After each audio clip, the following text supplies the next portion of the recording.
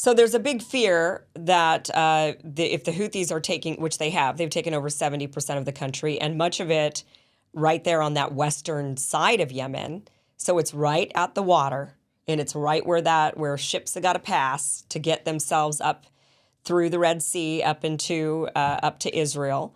It's very strategic. That's why Djibouti is right there on the other side of that strait. It's a very strategic, important spot. Why China wanted to put their only military base outside of China right there to protect that strait. It's very strategic. So Yemen, though it has, I'm sure, oil resource like much of the Middle East, what it also has is strategic importance, geographical strategic importance.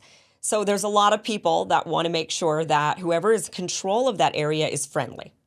And so that, don't you think that maybe has a lot to contribute to Saudi Arabia, the United States, and other countries kind of looking at the Houthis and worrying that what actually is happening right now with them seizing ships is exactly the problem? You know, they're thinking, well, this is exactly what we were worried about, and now it's happening. Well, it's happening because the whole world is condemning what Israel is doing in Gaza. And they, as fanatical, dedicated believers in Islam, feel that they must do something to support the Palestinians. And if the UN isn't going to do something, and if the international community is not going to take action to stop what Israel is doing to the Palestinians, bombing them around the clock, just, mass death and destruction in Gaza, they've got to do something. Yeah. I think that's why they're taking this action, but they're not stopping ships from other countries. And look, I mean, at the end of the day, I mean, the Houthis are not going away. If they were going to if they were going to go away, they would have lost maybe in 2015, maybe 2016. It's 2023. It's about to be 2024. These people are going to be a big factor. So our Yeah. leaders need to stop calling them terrorists. They need to stop calling them extremists and Iranian agents and talk to them and negotiate with them and treat them like a real country. They may be poor. They may live in the mountains. They may have a religion that you don't approve of, but they're going to be a big factor in Yemen for years and years to come. So if you want to keep the Red Sea safe, you need to negotiate with these people, talk to them, take them off the designated terrorist list, negotiate with them, reach an agreement with them. I think that would be the correct approach. So where are we at with this now? Can you give us an update on the ships and what the Houthis have done at this point? From what we hear, there's a fleet of U.S. ships going over there to try to protect and escort ships through. Or what's the latest on this? Well, I don't know if you saw, but the United States was trying to form this coalition of many different countries to go and clear out the Red Sea and make sure that Israeli ships could get through, and ships headed for Israel could get through. And it fell apart. Australia said, no, we're not interested. Spain was particularly furious because Spain actually never got asked by the United States. The USA announced they were part of the coalition without ever even talking to them. And the Biden administration is wildly embarrassed at this point because they had announced, oh, we've got this coalition of all these different countries and we're going to go in and protect. And a number of the countries have said, no, we're not on board and we're not interested. And the Biden administration is now kind of embarrassed. I expect they will try to do something because the Biden administration is so dedicated to protecting Israel. They're protecting them at the United Nations. They're protecting them in every possible way. So I can imagine that they probably will try to do something at some point. But it seemed like last week the USA was just on the brink of moving its forces, into the Red Sea, and now it seems like they're stalling a little bit as the coalition didn't come together as they expected. So the Houthis are still stopping ships at this point. Yes, yes, they Oh, are.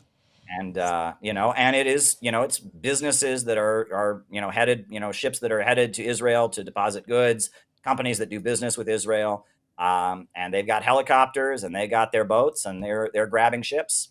wow. And a lot of other ships are just not daring. They're just saying, never mind. We're not going to even try. So there's been Yeah, and actually the from the oil maps. prices are rising, because oil goes on oil tankers, and oil Yeah. tankers tend to go through the Red Sea and the Suez Canal, and we have a situation here where this is having a big impact on the global economy, and that's what people need to understand about this, right? How many billion people are there in the world? 6 billion, 8 billion, right? But there's all these people in the world that have never been heard, that are just forgotten. And the people of Yemen, the people of northern Yemen who live in the mountains, who live in extreme poverty, they are people that the global economy has just left behind. And when the World Economic Forum is talking about depopulation and reducing the population and holding back development, they're just basically writing off all these people.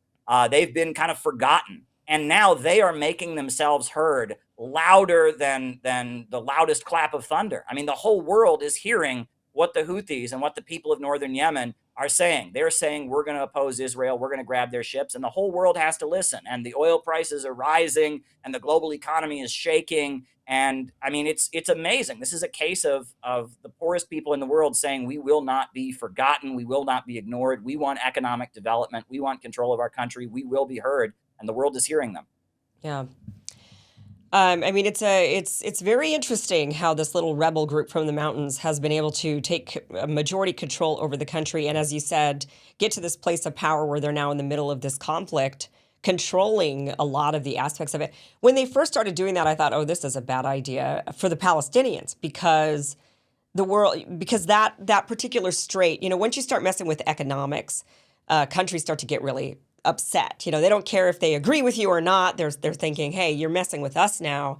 So I thought, well, you're going to get a lot of countries that are going to start getting nervous that the Houthis are able to do this, that, if they could show that kind of might, that it might actually cause other countries to be against them and join in on the war, not because they care about Palestine, Israel, but just because they care about that strait. They care about the economics and those merchant ships being able to get through.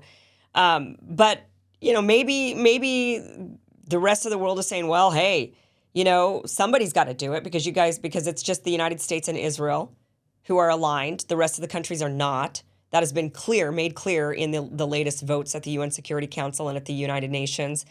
And maybe the rest of the world is saying, you know what? Okay, that's what happens. I mean, I don't know. I mean, it kind of looks that way. It kind of looks like actually their strategy is working.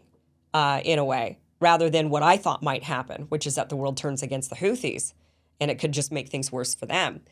It's a gamble, when you do something like that. It's a total gamble. You just don't know. And they do have a lot of problems in Yemen. They should be focused on their people.